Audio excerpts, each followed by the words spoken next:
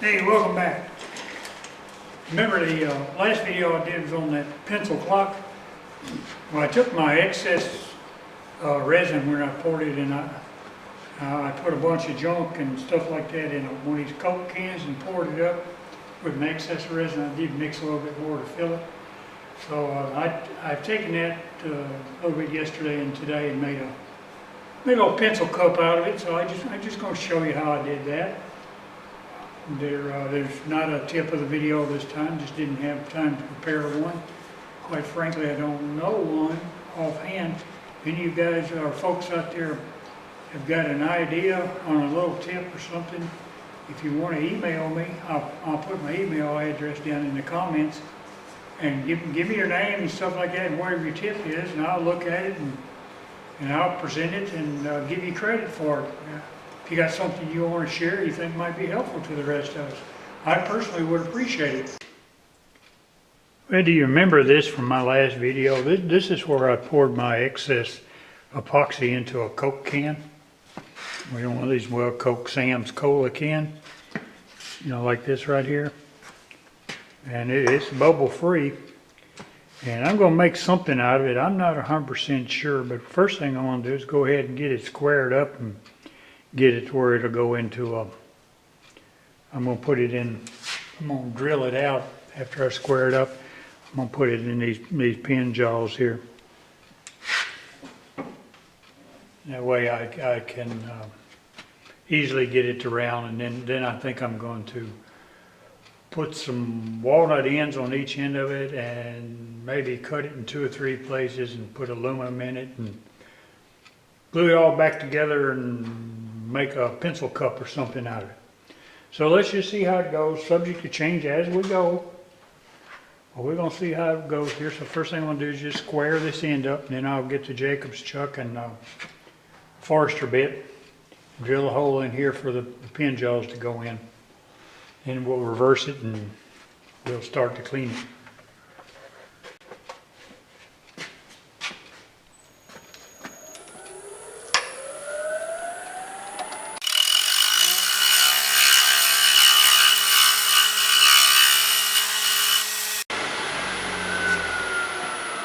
Okay, that was easy enough.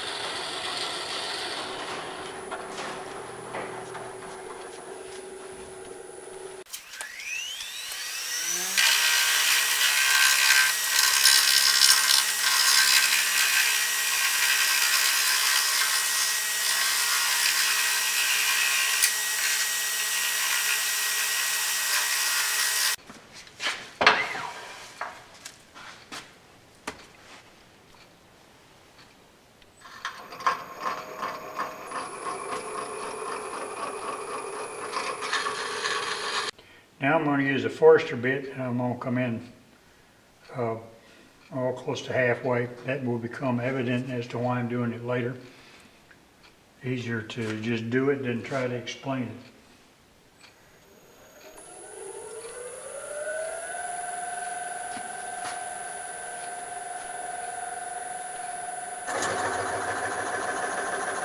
Always start these off really, really slow. Let them find their outer groove here, because if the center's off a little bit, it'll pull it.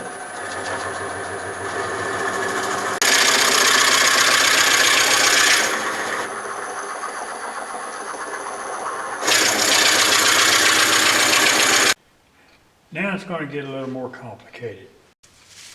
This is going to be the bottom. I'll get a piece of walnut and I'm going to epoxy it on right here. And then I'm going to cut a recess into that piece of walnut. What I'm going to do is glue this walnut onto the back of this with epoxy. I'm also going to put a piece of aluminum in between them. And what I've done is I've taken sandpaper and scratched the aluminum up on both sides. So let us begin. Let's keep sliding on me. Should maybe done this on the horizontal. Okay, we're in business.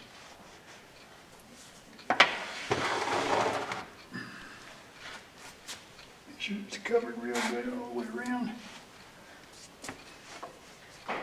As it's getting late in the day, I'll probably just worry about this in the morning. Well, good morning. Well, I'm going to turn this down a little bit. Let's see. I want to see how this aluminum reacts. I got my heavier gloves on today because I don't know, how this will come off of there, and it certainly would cut you if it hits you. So we're gonna err on the side of precaution here. So I'm gonna whirl this up to about 1,000 RPM, and we'll see what happens. Well, first I think I'm gonna double check my tightness of my chuck. I can't remember which way they go. There you go. Yep, just a little less, so I tighten it just to double check it. Sometimes they gremlins come in and change them during the night. So we're gonna go forward and we're gonna whirl it up here. Just as fast as it'll go.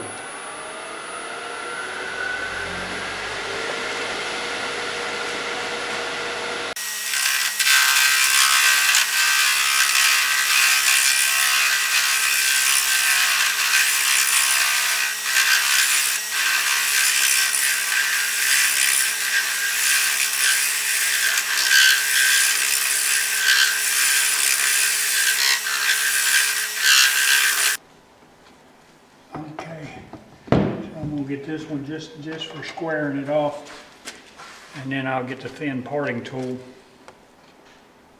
and we'll decide. I think I'll cut that about in half, what's left of it, and then I'm going to put the small recess in the end to where'd it go, to accommodate these jaws here.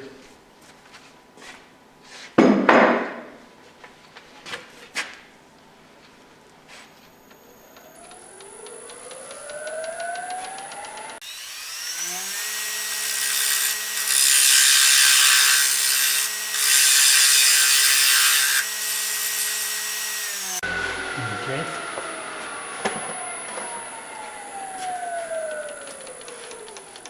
Ooh, Betsy. Yeah, still got a little bit there, but that'll be all right. I'll turn it down on the other side. Okay, let's see. I'm going to use my little bitty thin parting tool here, just to start it, and then I'll finish it with the saw. I'm going about right in here. I'll lower this just a little. Yeah, if you will, lower a little. Come in right here. This little parting tool I made out of a saw blade, it can be tricky. If I made another one, it wouldn't have that. It would be more like that, because this has a tendency, if you come in here just like this, it'll have a tendency to do this, so you have to come in right here. In fact, I think I should probably raise that a little bit more right there, because you really need to come in on the part closest to you, right about there. So let's see what happens here. I'm just going to score it deep enough so that the saw will follow the line.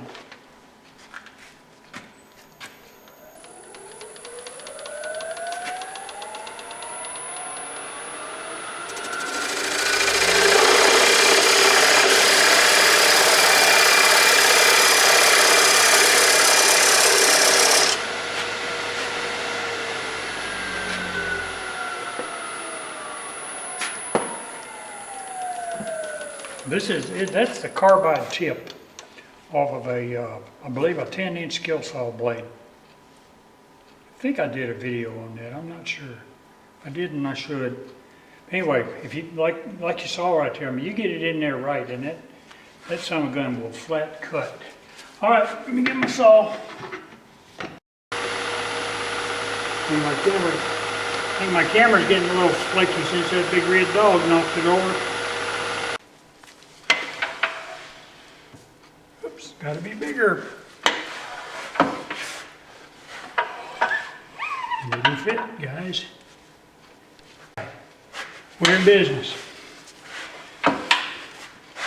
Okay. What's next? All right, what I'm gonna do now is I'm gonna take it off of here. I'm not gonna flip it around yet. What I'm gonna do is I'm gonna go over there to the bandsaw and I'm gonna cut this thing in two at about 45-degree angle in two places and put aluminum in it, epoxy it back together, flip it over, and put the top on it. All right, I'm gonna take this off the chuck now. Look, this is just my opinion, but for you guys that haven't bought any chucks yet, my advice is stay away from these kind of chucks with the damn Tommy bars. They're a little bit cheaper, but man, they just sort of, for me anyway, they seem to be like they're a little bit hard to keep tight. And sometimes I just can't quite figure out which way is turning what, if that's the wrong way there. Okay, I'm getting ready to mix up my epoxy to put all this together. I put a worm clamp around this. This is on there because I didn't have a whole lot of meat and I didn't want to bust it out. All right, now, you remember I drilled a 3/8 hole through everything. So, there was a method to my madness, okay? And this is the knockout tool. And I'm gonna bring it in from headstock. And the first thing I did to this was I put a coat of lithium grease on it. So I'm gonna slide this through here from the tailstock end, right there, okay? Make sure I got plenty of grease because I don't want any epoxy sticking to it. And the next most important thing to remember, after you rough up all of this, is that you take 36 grit and rough up your aluminum. And here's the way it's going to work, like this, and all of these go in here like this. And basically, what I made me was an alignment tool. So I will epoxy them and put them on there and put a little pressure on them. And a couple hours we'll come back and turn them down and polish it, and then we'll turn around and have the inside ready to go. Okay, so we can just go ahead and leave this one on. It's the first one. It's going to be the top of the can. So I need to go mix my epoxy now. Let it take a couple minutes and then I'll bring you back. All right, I've got my epoxy mixed up.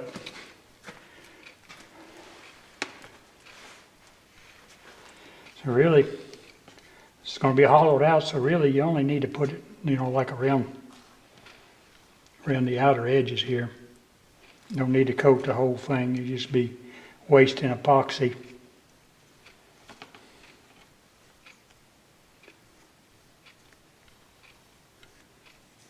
All right, there's one.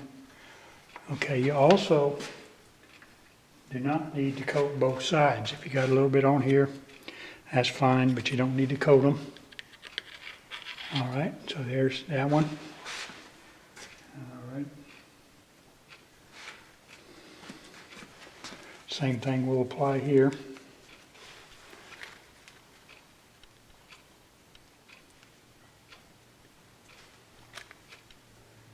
You can be a little generous with it. Put it on the outside like that. And this one slides on next. There you go. Now I've got another piece of aluminum. I'm going to go ahead and I'm going to put it on here. Easier to do it here than it would holding that little piece of aluminum in my hand.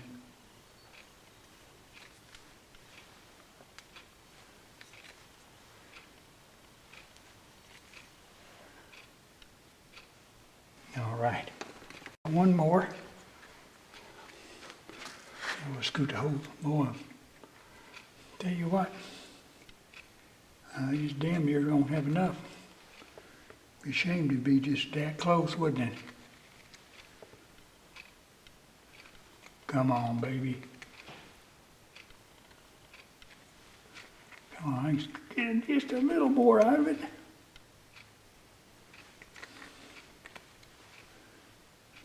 All right, bingo. Now, bring it all up here. And I tighten this down. Thing about epoxy is that you really don't want to tighten it up like you would wood glue. Even though I scratched it all, it still can squeeze out most of it. Yeah, we got a perfect alignment right here and right there, so it'll look good. After me and Brandy have our popcorn, we'll be back.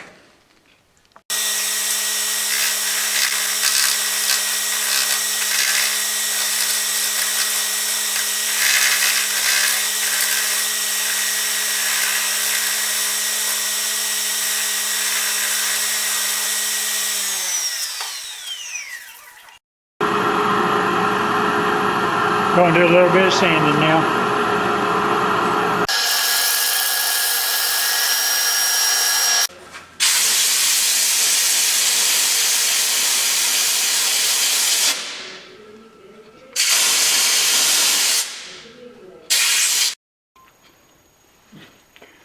Well, I painted the entire thing with epoxy using a brush.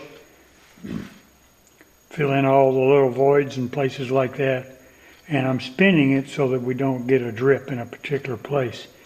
You can see how well it's looking. That's right there, 61 RPM. That's as slow as it goes. So I'm going to do that for just a little while to make sure that it sets up to the point that, it doesn't, drip or not drip, but gather up in one place. I want it to be even all the way around. It was settling nice when I started it. I just want to see how this works, and maybe this is similar to a CA coating. We'll see. Give it about another 10 minutes of this, and it ought to be enough to where it wouldn't, gather up or something. Then I'll come back. I'm going to take a Forester bit and hollow this thing out, but I'm going to start with the smaller one first because I'm concerned, because I've got the aluminum pieces in there, that a big Forester bit might just grab one of them and tear the whole thing apart. So I'm going to start with the smaller one, and I already hollowed. If you remember, I hollowed back to here from the other side before I put that bottom on. So you come to about right here, it's already hollowed on this side with this Forester bit. So I only have to go to about, well, that's a good way to remember it right there. And I only got to go to right here. So first thing, I'm going to get out of the way so you can see. First thing I'm going to do is I'm going to turn on the machine. Basically get this one in and just get it marked. And then come back with the smaller one. So I'm only going to come to about right here.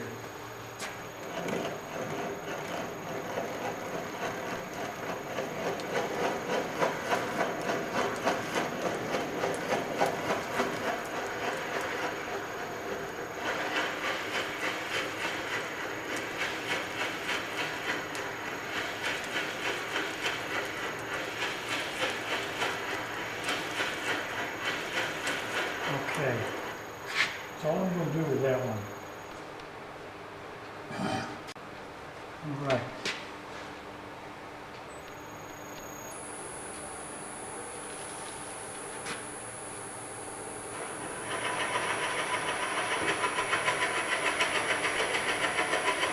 I'm concerned when I hit that aluminum. I just don't know what's going to happen. I haven't. Okay, just hit the aluminum. I can tell by the way it sounds. It's peeling it out. All right, that's a good thing. I got through the aluminum safely. Back this up.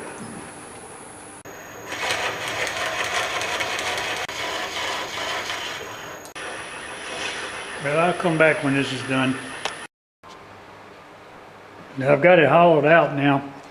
That Forester bit did not like that aluminum. You could tell by the way it sounded, and you could sort of feel it jerk a little bit, so that may be the last adventure doing that. But it held together. I'm not going to try to hollow that out anymore with any kind of tool or anything because I think it's plenty big. But what I am going to do is take and, if you can see that, that's 120.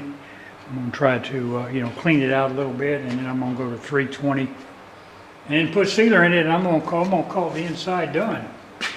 So we're going to, okay, get that blowed out. I'm going to put some sanding sealer in there. So I get that done, I'll come back. But I know this looks nice and shiny, but it's just not as smooth as I want it. So I'm going to sand her down. Turn on this. Don't want to be breathing resin.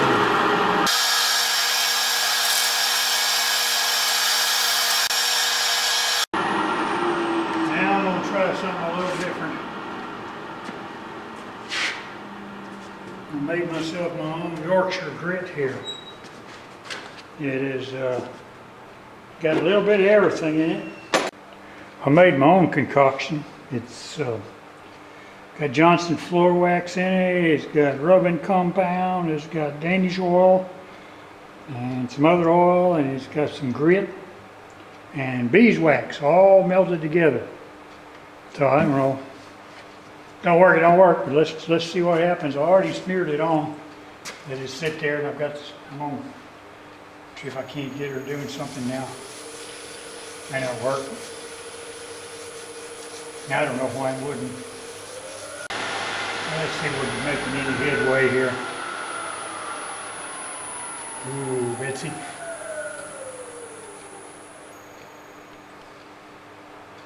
Oh yeah, it's shining up pretty good. I'm gonna do it again. All right.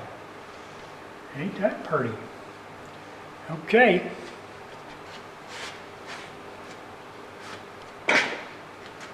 Let's take it off. Make me a little deal there and engrave it, and we'll color this damn thing done. Well, here you are. Nice little pencil holder. Considering it's made out of leftover resin and just odds and ends out of my junk collection.